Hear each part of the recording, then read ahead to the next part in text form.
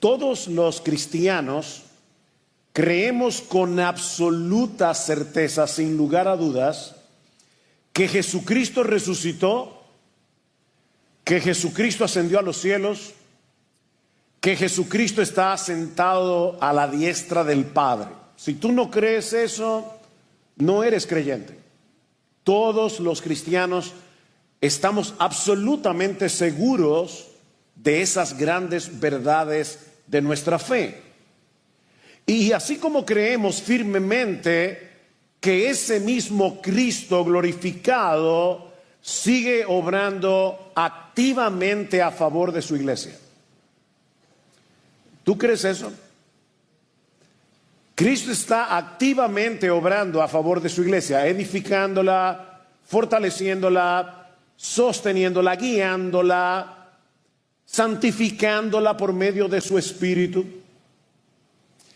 Sin embargo, cuando enfrentamos pruebas prolongadas o estamos en medio de una gran dificultad, mis hermanos, es muy fácil perder de vista estas verdades gloriosas, estas gloriosas realidades de nuestra fe. En otras palabras, podemos confesar con los labios que Jesús está vivo y al mismo tiempo vivir como si Él continuara en la tumba. Sin darnos cuenta siquiera, de repente los creyentes sustituimos la esperanza por resignación. Y si no nos cuidamos, caemos en la trampa del fatalismo. Las cosas son como son y no van a cambiar. Bueno, si algo aprendemos del libro de los Hechos, es que los cristianos del primer siglo tenían razones de sobra, humanamente hablando, para pensar de esa manera. Si has seguido conmigo esta serie de mensajes en el libro de los Hechos, te vas a dar cuenta que los creyentes del primer siglo, vuelvo y repito, humanamente hablando, podían ser tentados a caer en amargura, a caer en resignación, a caer en el fatalismo. Toda estructura de poder estaba en su contra, no tenían protección legal, no tenían influencias políticas, nada.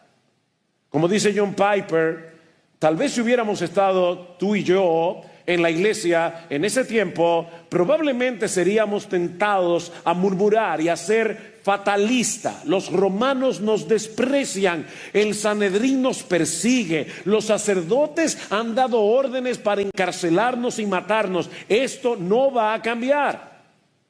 La oposición es demasiado fuerte, nuestros enemigos son cada vez más despiadados.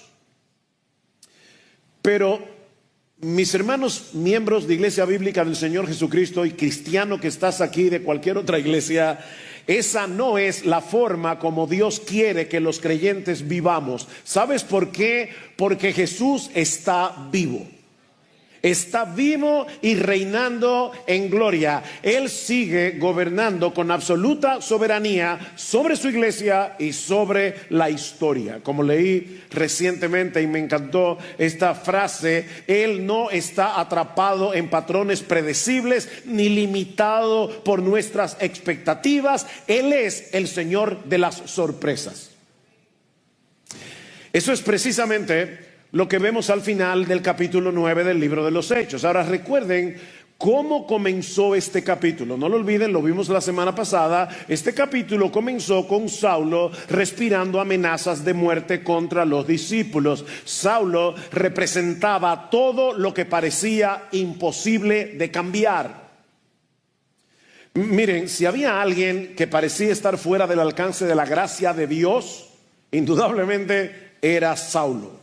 Pero el Cristo resucitado le salió al encuentro camino a Damasco y en un instante su vida fue transformada para siempre. Saulo salió de Jerusalén respirando amenazas y muerte, terminó postrado en tierra, rendido ante el Señor resucitado y convertido en uno de los instrumentos más poderosos del Evangelio en toda la historia de la iglesia. Lo que veremos en el resto del capítulo 9 es una continuación de esa misma historia. Es la historia de un Cristo vivo que sigue edificando, restaurando y sorprendiendo a su iglesia. Este pasaje nos recuerda que no hay razón para ser fatalista. Este pasaje nos recuerda que no hay razón para vivir en resignación, porque Jesús está vivo, Él sigue obrando en su iglesia hoy. Vean conmigo el versículo 31, donde Lucas nos presenta un resumen de la obra del Cristo resucitado edificando a su iglesia. Y este es mi primer punto en la mañana de hoy. El Cristo resucitado edifica a su iglesia. Versículo 31, entre tanto la iglesia gozaba de paz por toda Judea, Galilea y Samaria. Piensen en Hechos 1:8. Me seréis testigos en toda Judea, Galilea, Samaria, en toda exactamente esa región, y era edificada y andando en el temor del Señor y en la fortaleza del Espíritu Santo, la iglesia seguía creciendo. No sé si se dieron cuenta de la mezcla que está haciendo Lucas aquí. Por un lado, paz, fortaleza en el Espíritu Santo, y en medio de estas dos cosas, temor del Señor. ¿Y por qué hago mención de esta mezcla extraña? Porque para muchos hoy día estas cosas son incompatibles. Son incompatibles. En nuestra cultura el temor se asocia casi siempre con inseguridad, con incertidumbre, ansiedad, debilidad, no con paz y fortaleza. Vivimos en una era marcado por lo que Michael Reeves llama una cultura de temor. ¿Y qué es eso? Un miedo paralizante por un montón de cosas. Tememos por la economía, tememos por la salud, tememos por la política, tememos por el futuro. Y como consecuencia hemos llegado a pensar que cualquier forma de temor debe ser evitada. Así que al hablar del temor del Señor, aún muchos creyentes, tristemente, se imaginan algo negativo.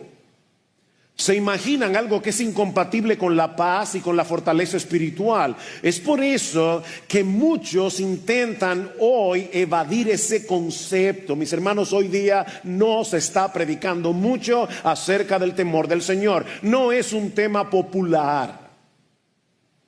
En muchas iglesias se presenta a Dios, a un Dios reducido a una especie de abuelito celestial que nos siempre permisivo, nos complace en todo. Mientras que otros, ahora reaccionando contra el abuelito celestial, reaccionan yéndose al extremo opuesto y viven como esclavos espirituales, intentando ganarse el favor de un Dios al que imaginan muy difícil de complacer. Se sienten inseguros de sí. ¿Estoy haciendo yo lo suficiente para agradar a ese Dios?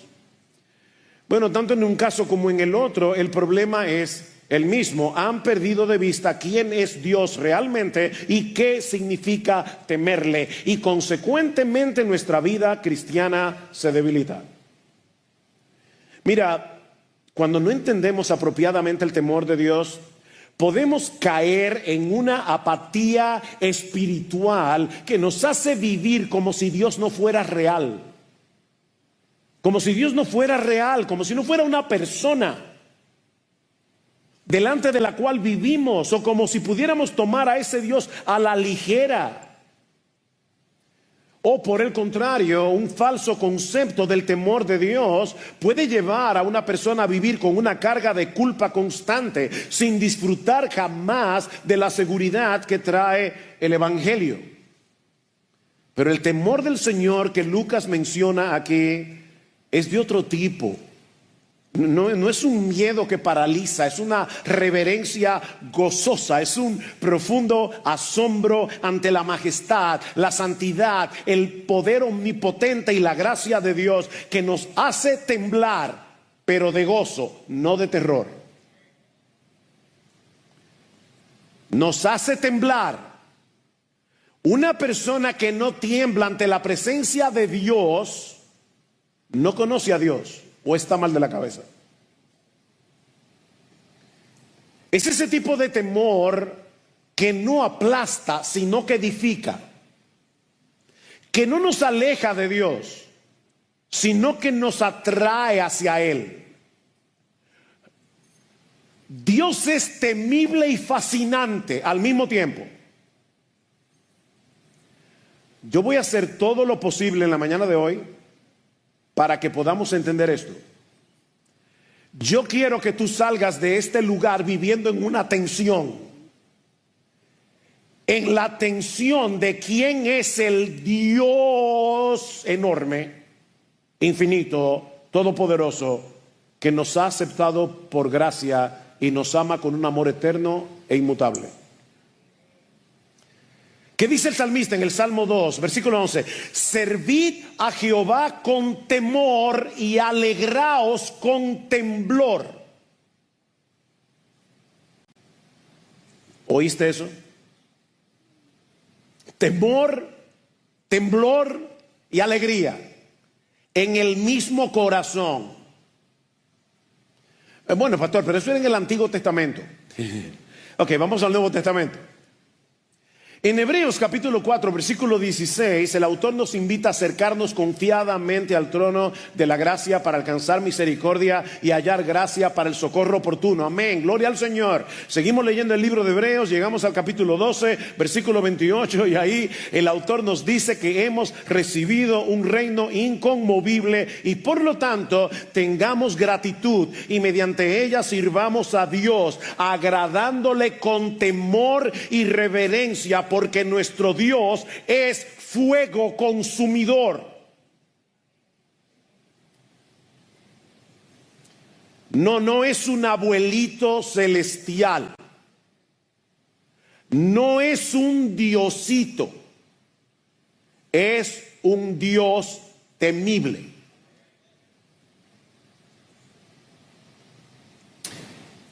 Mis hermanos, el temor de Dios y el gozo en Dios no se excluyen mutuamente, se abrazan. Mira, esto es como estar al borde del Gran Cañón. Probablemente muchos aquí no han ido al Gran Cañón, pero han visto en películas o en fotos. No hay barandillas, solo tú, el viento y una caída de más de 1800 metros frente a ti. No estás asustado de que el cañón te vaya a atacar, posible. No tienes miedo del abismo como si fuera un enemigo. Pero todo tu ser sabe que estás delante de algo grande, inmenso, algo que te sobrepasa por completo y que si das un paso en falso estás perdido. Sin embargo, en ese tipo de escenario, también sientes algo más. Sientes asombro, sientes belleza, atracción. No quieres alejarte, quieres quedarte allí y contemplarlo, porque algo dentro de ti te dice que fuiste hecho para estar delante de algo que es más grande y más glorioso que tú. Y entonces tiemblas, pero no de terror, sino de admiración. Ese es el tipo de temor que experimentamos delante del Dios vivo. Él no es como una fiera que viene a devorarte. No. Él es más bien como una tormenta majestuosa. Cuando llegues a tu casa, léete el Salmo 29. Lo leí esta mañana. Qué sorprendente este salmo. Voz del Señor sobre las aguas, el Dios de gloria truena, el Señor está sobre las muchas aguas, la voz del Señor es poderosa, la voz del Señor es majestuosa, la voz del Señor rompe los cedros. Sí, el Señor hace pedazos los cedros del Líbano. ¿Y sabes cómo termina este salmo? El Señor dará fuerza a su pueblo, el Señor bendecirá a su pueblo con paz.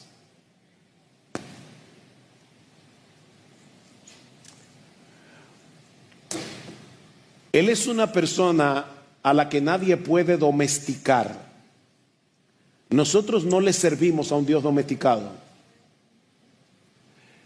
pero a un Dios que por su gracia te ha hecho su hijo.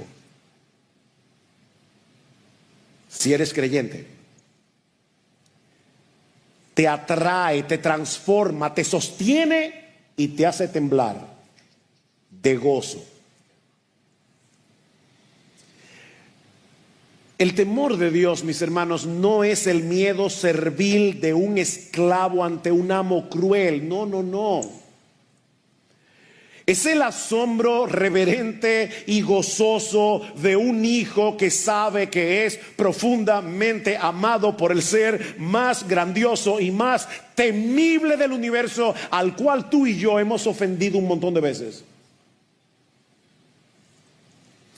Como dice Michael Reeves, es el temor que nace al contemplar no solo la majestad de Dios, sino también la grandeza de su gracia. Cuidado aquí. No podemos quedarnos únicamente contemplando la majestad de Dios. Tenemos que ver a través de la Escritura la grandeza de su gracia. Hablando acerca del nuevo pacto que nosotros, tú y yo, disfrutamos en Cristo hoy, dice Dios a través del profeta Jeremías, Jeremías capítulo 32, ellos serán mi pueblo, yo seré su Dios y les daré un solo camino y un solo corazón, para que me teman para siempre, para su bien y el de sus hijos después de ellos. Dios quiere que le temamos para nuestro bien. Haré con ellos un pacto eterno, que no me volveré atrás de hacerles bien, y pondré mi temor en sus corazones para que no se aparten de mí. ¿Te das cuenta? El temor del Señor es un regalo, es lo que dice Jeremías. El temor del Señor es un regalo, es una gracia implantada por Dios en nuestros corazones, no para que nos alejemos de Él, sino para que nunca nos vayamos fuera de Él. Es para mantenernos cerca. Es la respuesta natural del pecador que ha sido perdonado, de un rebelde que ha sido adoptado, de un esclavo que ha sido libertado. Es el temor que nos mueve a decir de corazón: Señor, ¿cómo puede ser que tú seas tan bueno conmigo? ¿Cómo puedo yo vivir de espaldas a ti después de haber recibido tanta misericordia? Ese es el temor que Lucas describe en Hechos 9:31. La iglesia vivía sobrecogida por la gloria y la gracia de Cristo, pero al mismo tiempo Lucas nos dice que andaban en la fortaleza del Espíritu Santo. ¿Se dieron cuenta en su texto? Andaban en el temor del Señor y andaban en la fortaleza del Espíritu. En otras palabras, ellos vivían dependiendo cada día del Espíritu de Dios, no de sus propias fuerzas. Consecuentemente, dice Lucas, la iglesia seguía creciendo, tanto en número como en madurez y profundidad espiritual. Impulsados por el poder del Espíritu, la iglesia predicaba el Evangelio, vivía en santidad y perseveraba en medio de un mundo hostil. Así que este crecimiento era el fruto de una comunidad profundamente consciente de la presencia de ese Dios glorioso y temible en medio de ellos. Mi hermano, mi hermana, tú estás consciente de que Dios ha prometido estar en medio de su pueblo, cuando su pueblo se congrega en su día para adorarle en el nombre de Jesús. Dios está aquí.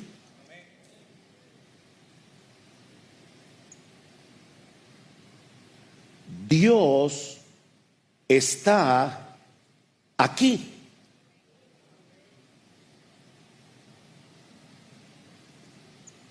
Estos creyentes experimentaban temor y gozo, reverencia y confianza, humildad y fortaleza, paz y poder. Y ahora yo te pregunto, de verdad, con honestidad, ¿estás tú viviendo en esa clase de temor y dependencia de Dios? Si todos los miembros de Iglesia Bíblica del Señor Jesucristo fueran como tú, se podría decir de IBCJ que esta es una iglesia que anda en el temor del Señor y en la fortaleza del Espíritu Santo. Miren, mis hermanos, podemos venir cada domingo y cantar las verdades más gloriosas como las que hemos cantado hace un momento, y aún así vivir el resto de la semana como si Dios no fuera real. Podemos servir activamente en diferentes ministerios y al mismo tiempo perder el asombro que debería acompañar toda verdadera obediencia y toda verdadera adoración. Podemos acumular conocimiento bíblico y aún así estar secos espiritualmente porque hemos dejado de temer a Dios con reverencia y gozo. No nos estamos alegrando con temblor, como dice el salmista en el Salmo 2.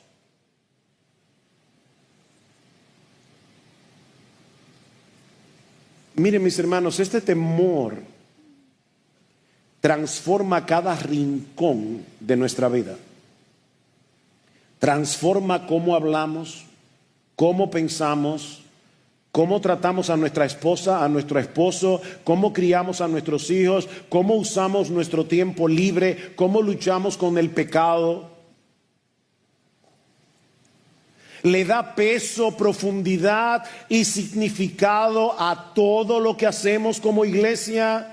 Ese temor nos prepara para venir a encontrarnos con el Dios vivo cada domingo y vivir constantemente en la presencia de Él cada día de la semana. Y mis hermanos, cuando yo estaba preparando este sermón, tengo que preguntarme yo también, ¿estoy viviendo así? Por favor, piénsalo. Porque si esa no es tu realidad hoy, si te das cuenta que te has vuelto insensible, si has estado viviendo con ligereza espiritual o sin un sentido claro de la dependencia en el Espíritu Santo, mi hermano, mi hermana, ven al Señor en arrepentimiento. Si tú, creyente en Cristo, miembro de IBCJ, ven hoy al Señor en arrepentimiento, creyendo en su promesa. Si confesamos nuestros pecados, Él es fiel y justo para perdonar nuestros pecados y limpiarnos de toda maldad. No te quedes allí, no te quedes como estás. Pídele al Señor, ahora pídeselo, que haga contigo lo que Él prometió a través del profeta Jeremías. Señor, pon tu temor en mi corazón. Señor, hazme temblar de gozo al recordar quién eres tú, al recordar todo el bien que tú me has hecho y me haces. Que mi deleite sea más fuerte que cualquier tentación. Por favor, Señor, ayúdame, que mi deleite en ti sea más fuerte que cualquier pecado y que mi reverencia a ti sea el motor de mi existencia. Pídeselo al Señor. Ese es el tipo de temor que fortalece, que edifica a los creyentes y que produce crecimiento. Sin ese temor no hay crecimiento. No hay crecimiento. Pero mi texto no termina en el versículo 31. El Cristo resucitado no solamente edifica y fortalece a su iglesia, sino que Lucas nos enseña también en el resto del capítulo 9 que el Cristo resucitado trae esperanza cuando todo parece perdido. El Cristo resucitado trae esperanza cuando todo parece perdido. Lucas continúa su relato haciendo mención de dos milagros realizados por el apóstol Pedro: la sanidad de Eneas y la resurrección de Tabita. Y yo estoy seguro que seguramente pudo haber narrado otros milagros, pero escogió estos dos porque muestran de una forma contundente que el Señor se glorifica en medio de situaciones que humanamente hablando parecen imposibles de revertir. Recuerden lo que vimos al principio del capítulo 9. Ningún creyente de aquellos días habría imaginado que Dios frenaría a Saulo convirtiéndolo en un cristiano, matándolo tal vez, pero convirtiéndolo en un apasionado evangelista. Eso parecía imposible. Bueno, algo similar encontramos en estas dos historias de Hechos 9. Vean el versículo 32. Y mientras Pedro viajaba por todas aquellas regiones, vino también a los santos que vivían en Lida. Allí encontró a un hombre llamado Eneas, que había estado postrado en cama por 8 años porque estaba paralítico. Eneas vivía en Lida, es una población que se encuentra a unos 40 kilómetros al noroeste de Jerusalén, lo que nos dice que el evangelio se sigue moviendo, y Pedro también. Porque recuerden que al inicio del capítulo 8 los apóstoles seguían en Jerusalén mientras los creyentes perseguidos se esparcían. Pero ahora nosotros vemos a Pedro visitando las iglesias que han surgido en otras regiones. Pedro está haciendo una labor misionera, él está fortaleciéndolo a estos hermanos en la fe. Y es en ese contexto que llega a Lida y se encuentra con Eneas. Eneas lleva 8 años paralítico, lo que en ese tiempo era una condición desesperada. No había seguridad social, ni silla de rueda, ni rampas de acceso. Un paralítico estaba condenado a vivir marginado y totalmente dependiente de la compasión de otros. 8 años postrado en cama. Y por favor, mis hermanos queridos, no se imaginen a Eneas en un colchón ortopédico. La palabra griega kliné apunta hacia una camilla bien rústica. 8 años acostado en una litera, piénsalo así.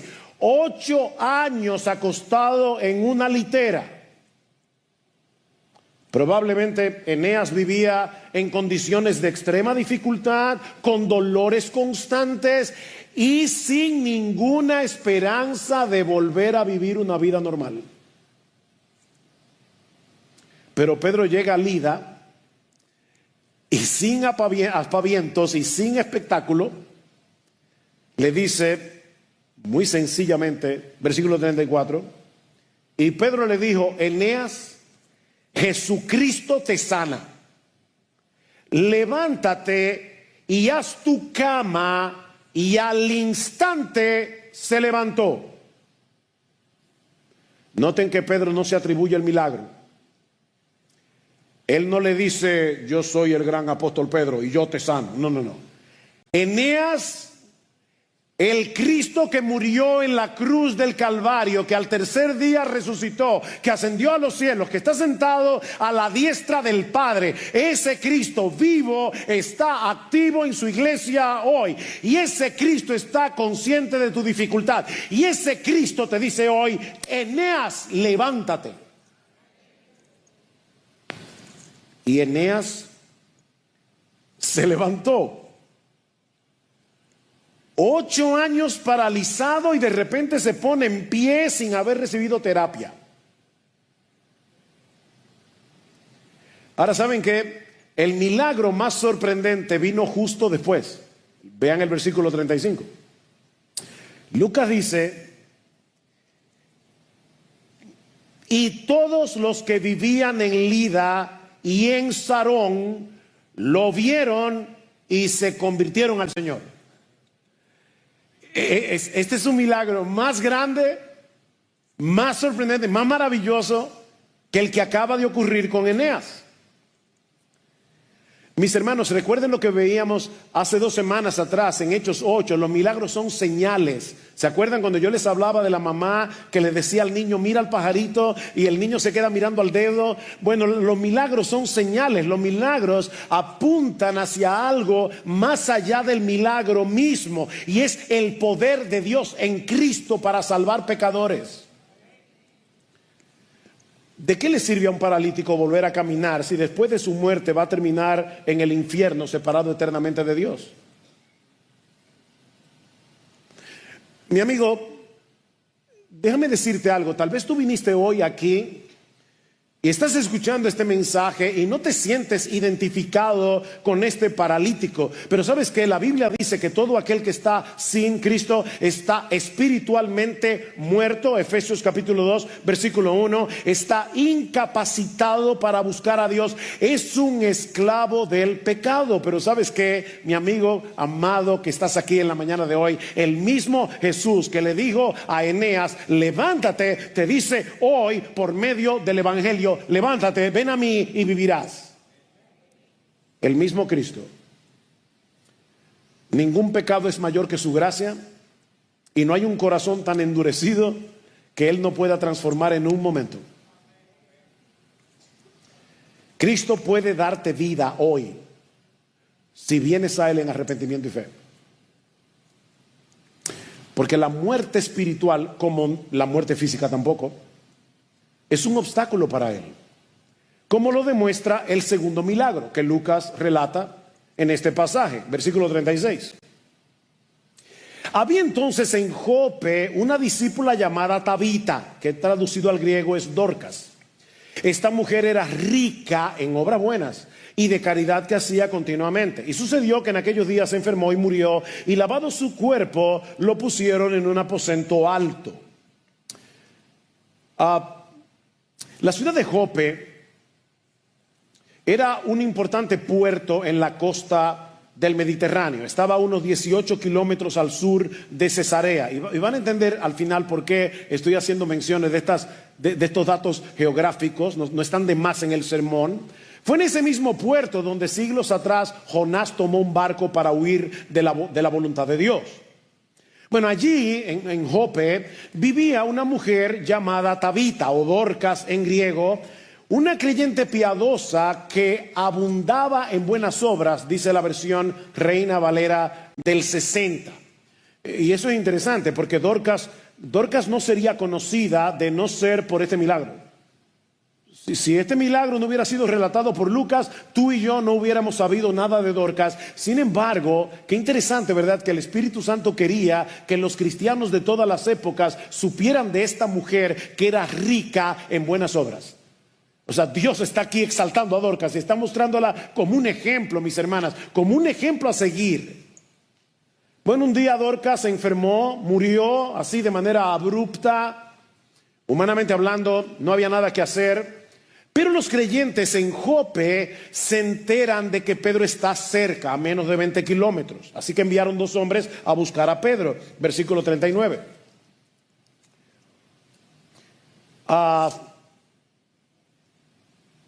Entonces Pedro se levantó y fue con ellos. Cuando llegó, lo llevaron al aposento alto y todas las viudas lo rodearon. Noten otra vez cómo Lucas quiere resaltar esto, llorando y mostrando todas las túnicas y ropas que Dorcas solía hacer cuando estaba con ellas. Mas Pedro, haciendo salir a todos, ¿eso no les da un sabor a algo? Haciendo salir a todos, se arrodilló y oró, y volviéndose al cadáver le dijo: Tabita, levántate. Y ella abrió los ojos y al ver a Pedro se incorporó. Y él le dio la mano y la levantó, y llamando a los santos y a las viudas la presentó viva. Si tú conoces los evangelios, seguramente ya te diste cuenta que este relato parece un eco de lo que sucedió en la casa de Jairo. Dice en Marcos capítulo 5 versículo 41 que Jesús mandó a salir a todos afuera de la habitación, tomó la mano de la niña muerta y le dijo: Talita cumi, que en arameo significa niña, levántate. Bueno, ahora en Jope, seguramente también hablando en arameo, Pedro le dice: Tabita cumi, es una sola letra de diferencia. Tabita cumi, y Tabita resucita. Es como decía Lester mientras leía el pasaje, qué fácil se ve, ¿verdad? Porque lo sorprendente, mis hermanos, es la forma tan sencilla con la que Lucas relata el milagro. Es evidente que su intención no es llevarnos a ver algo espectacular. No, la intención de Lucas es llamar nuestra atención al poder del Cristo resucitado. Pedro oró y le dijo: Tabita cumi, y se levantó como el que está durmiendo una siesta. Ahora noten cuál fue el resultado, versículo 42. Y esto se supo en toda Jope y muchos creyeron en el Señor. Una vez más, el milagro no es un fin en sí mismo. Era una señal que apuntaba a una verdad mayor. ¿Cuál es esa verdad? Que el Cristo resucitado puede darle vida a los muertos, incluyendo a todos los muertos espirituales que se encuentran hoy en este lugar.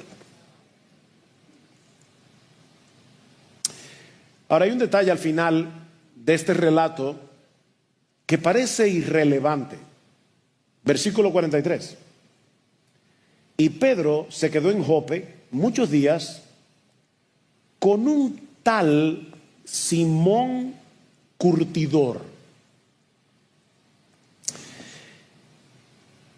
Repito, esa nota parece irrelevante,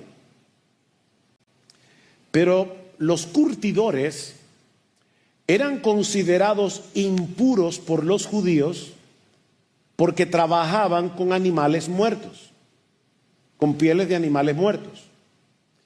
Y sin embargo, aquí está Pedro, nada más que Pedro, hospedado con Simón el curtidor.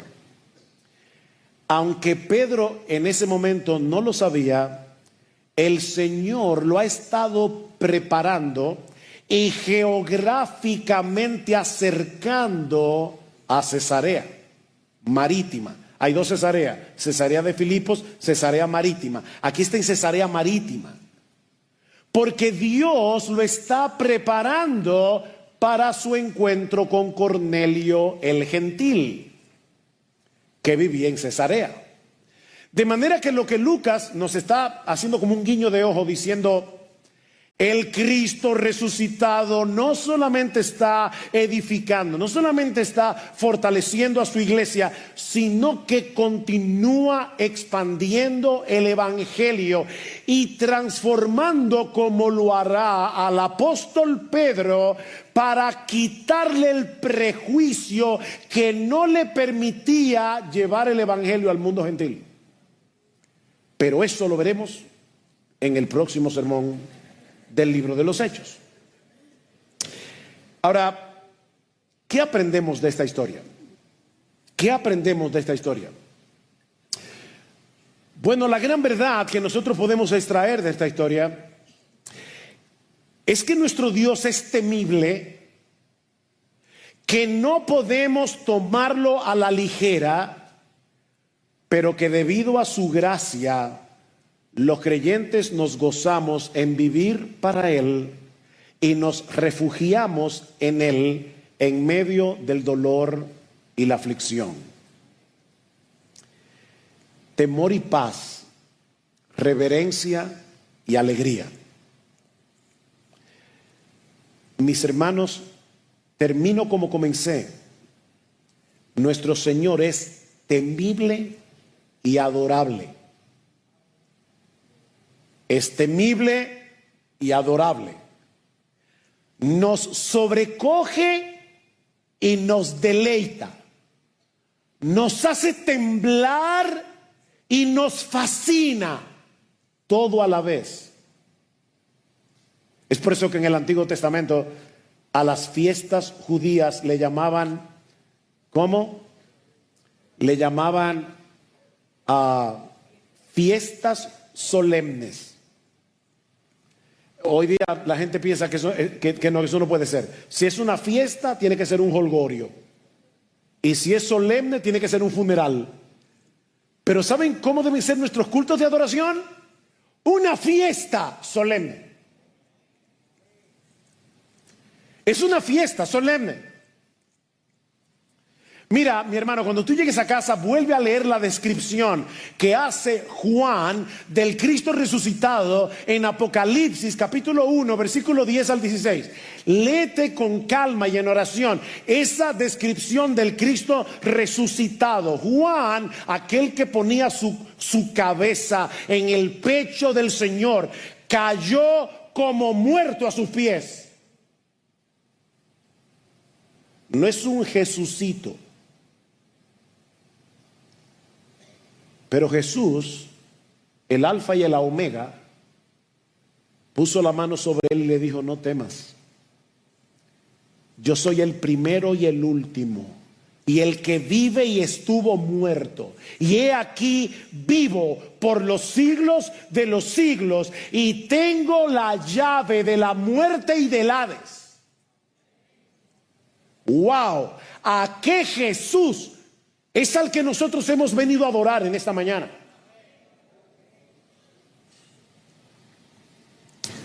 Ese es el Jesús que ha prometido estar con nosotros todos los días hasta el fin del mundo, y puede actuar en las situaciones más desesperadas. John Piper dice que la vida cristiana puede compararse a lo que sucede en el ojo de un huracán. Un huracán es una fuerza impresionante, abrumadora, aterradora, pero en el centro, en el ojo, hay calma. Y de hecho hasta a veces se puede ver el sol, la luz del sol, el cielo despejado. Bueno, mis hermanos, Jesucristo, escuchen con calma a Jesucristo. Déjenme decirlo con calma. Jesucristo, nuestro Señor, nuestro Salvador, es infinitamente más poderoso y más temible que el más potente huracán. Pero debido a su gracia, los creyentes estamos en el ojo del huracán, donde ese poder no nos hace daño, sino que obra a nuestro favor. ¡Wow! ¡Qué glorioso! Así vivía la iglesia de Hechos 9:31. Como quienes caminan en el ojo del huracán, el Cristo resucitado continuaba mostrando su poder impresionante, pero en el centro, en el ojo, había gozo, había calma, había esperanza. Esa es la actitud con la que el cristiano debe asumir las dificultades y pruebas, por difíciles que sean. Mi hermano, mi hermana, si tú eres creyente, descansa en el centro de su amor. Tiembla y gózate a la vez ante la grandeza de su santidad y de su gracia. Refúgiate en Él, porque Él sigue obrando y sigue glorificándose donde menos lo esperamos. El Jesús que venció a la muerte está activo en la iglesia, mi hermano, mi hermana. Él no está ausente, Él no es indiferente. Él sigue edificando y restaurando a los suyos. Él sigue fortaleciendo a su pueblo en medio del temor, llenándolo de la fortaleza del Espíritu Santo. No siempre actúa como esperamos. No. Él es Dios, Él es soberano. Él no siempre actúa como esperamos, pero siempre nos da lo que es mejor, porque su sabiduría nunca se equivoca, su poder nunca falla y su amor nunca nos abandona. Así que si tú eres cristiano y llegaste hoy aquí sintiendo que nada va a cambiar, que tu situación es demasiado oscura, que tu pecado es demasiado persistente, que tu familia está demasiado lejos del Señor, o que tu corazón está demasiado seco, recuerda esto: Jesús está vivo y obrando en su iglesia hoy. No vivas atrapado en el fatalismo. No permitas que la resignación te robe la esperanza. Pon tus ojos en Cristo y pídele que avive tu fe. Camina en el temor del Señor. Apóyate en la fortaleza del Espíritu y vive con la expectativa de que Jesús, en su tiempo y a su manera, puede y quiere seguir glorificándose en tu vida. Como decíamos al inicio de este mensaje, Jesús no está atrapado en patrones predecibles. Él es el Señor de las sorpresas. confía en Él. No solo en su poder, sino también en su sabiduría. Confía en Él, con la plena certeza de que Él hará contigo, mi hermano, mi hermana, lo que es mejor para ti, lo que es mejor para tu alma y para la gloria de su nombre.